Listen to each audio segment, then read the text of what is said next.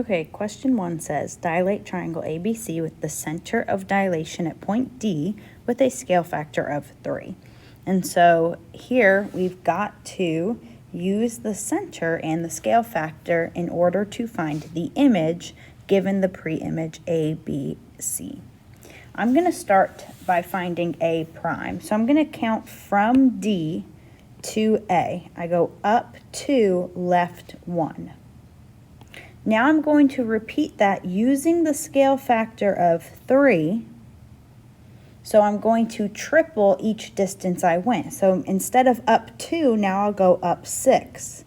3, 4, 5, 6. And instead of left 1, now I will go left 3. 1, 2, 3. So I went from 2 and 1 to 6 and 3, simply by multiplying each by 3. And right where I land, that's where A prime is. I'm going to do the same thing with C. Again, I count from D to C. I go 1, 2, 3 to the right. I don't have to move up or down. I take that distance 3, I multiply it by the scale factor of 3, and I know I need to now travel a distance of 9. 4, 5, 6, 7, 8, 9. Draw a point. This is where C prime would be. And last point is B, and so I'm going to count again from D to B. I go up 2, right 1, 2, 3, 4, 5, 6. And so I'm going to repeat those distances. Instead of up 2, now I'm going to go up 6. So 1, 2, 3, 4, 5, 6. And instead of right 6, now I go right 6 times 3, which is 18. 1, 2, 3, 4, 5, 6, 7, 8, 9, 10, 11, 12, 13, 14, 15, 16, 17, and 18. There's B prime. Now I can connect these points, A prime to C prime, and then A prime to B prime. And there is the image after the dilation.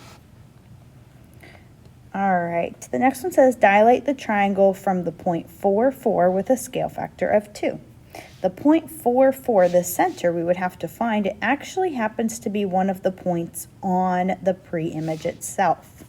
Now what happens is when we have a center that is on the pre-image, that point actually doesn't move anywhere, even in the image, because I would travel 0 to get to where I am right now, where the center is, if that makes sense. So that first point stays right here in the image. I'm going to count to the next one. I'm going to go down 2, left 2. And now I repeat that with the scale factor of 2. I multiply 2 times 2, which is 4. Now I'm going down 4, left 4. And let's say if this was A, this is A prime. Let this be B and this be C. All right, now counting to B, I go down 2, right 1. So I'm going to repeat by going down 4, right 2. There is B prime. And again, to find C prime, well, I don't move anywhere, right? The center is on C, so I just label this C prime. Connecting the points. There is the image. With this next one, it says dilate from 0, 0 with a scale factor of 0.5. Now, when you dilate from 0, 0, remember that is the origin. So you can do two things. You can count just like we've been doing before, or you can apply these to the ordered pairs. And I think below we're going to apply it to the ordered pairs. So I'm going to show you how to count now, and then later I'll show you the other option. But again, when you have a dilation at the origin, there are multiple ways you can approach the problem. So starting with the first way, again, I'm going to count from the center to each point. I can label them A, B, and C. So from the center to point A on the pre-image, I go up 2, right 2. And using a scale factor of 0.5, I really just divide each. I find half of each of those distances. So dividing 2 by 2, I get 1. So instead I'm going to go up 1, right 1. Oop, up 1, right 1. There is A prime. The next distance, I'm going to go from the center to point B. I go 1, 2, 3, 4, 1, 2, 3, 4. So I'm going to do half of that. Instead, I'm going to go up 1, 2, right 1, 2, right here, label it B prime. And the last one to C, I go up 2, 1, 2, 3, 4, 5 to the right. So instead of going up 2, now I go up 1, and then half of 5 would be 2.5. So I'm going to go 1, 2, and a half right here in the middle. That's where C prime would be. Connecting the dots, there is my pre-image. Notice how this time it's gotten smaller. That's because my scale factor was a fraction. If your scale factor is between 0 and 1, it's going to get smaller. If your scale factor is greater than 1, it gets larger. All right, let's go down to these where we're actually applying it straight to the ordered pairs. Notice that all of these want us to dilate from the origin at point 0, 0. That's the only way that we can do these problems by looking at the ordered pairs, is if our center of dilation is at 0, 0. What we do then is we do a rule, and it looks like the rules we've done before, and I'll write a generic rule here. It's where we take the pre-image xy and we multiply both x and y by our scale factor, often referred to as k. So like for this first one here, A right now is at 4, 2. To find A prime, I'm going to multiply by k, the scale factor, which for this problem is 6. So I'm going to do 6 times 4 and 6 times 2. That will result in A prime. 6 times 4 is 24, and 6 times 2 is 12. So there's A prime.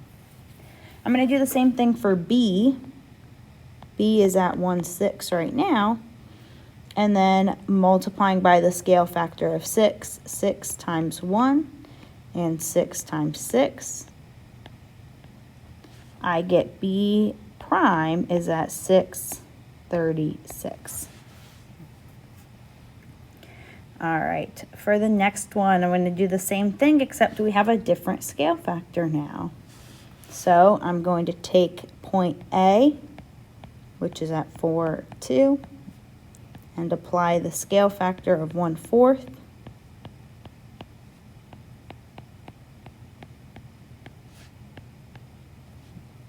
One-fourth times 4 will result in 1. 1/4 times 2 is 1/2, and that is A prime. I'm going to do the same thing for B, which we're using the same A and B for this problem as well. I'm going to multiply them each by 1/4.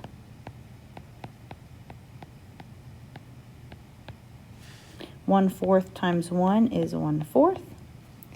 And then 1/4 times 6 would be 1.5. And that's B prime. The next 3 are all the same examples, and so I'm actually going to just leave these 3 for you to try by applying what I've done in problems 1 and 2. Again, you're still using the same A and B. Each one has its own scale factor. I know it doesn't quite say it explicitly in 5, but again, I'm dilating around the point 0, 0. So see what you can do with those. I'm going to move on to one where we are finding the scale factor of an already completed dilation. And so here I'm going from A, B, and C to A prime, B prime, C prime. To find the scale factor, I'm just going to compare 2.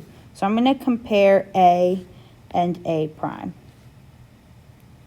when I do this, I want to see, how does x go from 1 to 6? What would I multiply the number 1 by to get it to be equal to 6? Well, let's try it. 1 times 6 equals 6, right? So if I multiply 1 times 6, I'll get 6. Let's see if that works for the second ordered pair, or the second number in the ordered pair. So 2 to 12. How do I go from 2 to 12? Well, is 2 times 6 equal to 12? Yes, it is. Now, that's a way to think about it conceptually. How can you do it a little bit more mathematically? Well, we know that the points here, A, B, and C, are the pre-image, and the points here are the image because they have the tick marks. Remember, before we had learned in class that scale factor is just new over old, or image over pre-image. So what I can actually do is just take the value from the image and divide it by the value in the pre-image. So I could do 6 over 1 equals 6. And it should work no matter what ordered pair you look at. So that's a great way to check your work. Now let's check the x values for b and b prime. So I have 18 and 3. 18 over 3 equals 6. I can keep doing this. I can compare lots of them. Let's try the y values of c and c prime. 12 over 2 equals 6. So here, our scale factor is 6.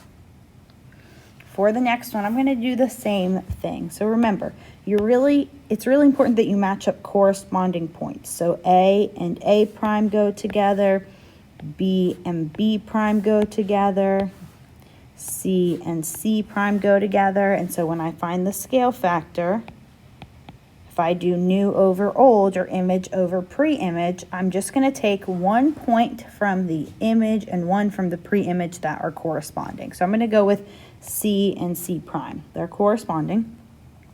And I can find it just by looking at one of the ordered pair values. So either X or Y, pick one. I'm going to go with X. So I'm going to take the X value from the new, -1, over the X value from the old, -2. Now, -1 over -2, we've got a fraction. We just need to make sure we simplify it down. So -1 over -2 reduces to a +1/2. There's your scale factor. And you could use some of the other ones to test your work, right? I'm going to see if I take the y value of b prime and put it over the y value of b, 3 over 6 is 1/2. So it's a good way to check your work there.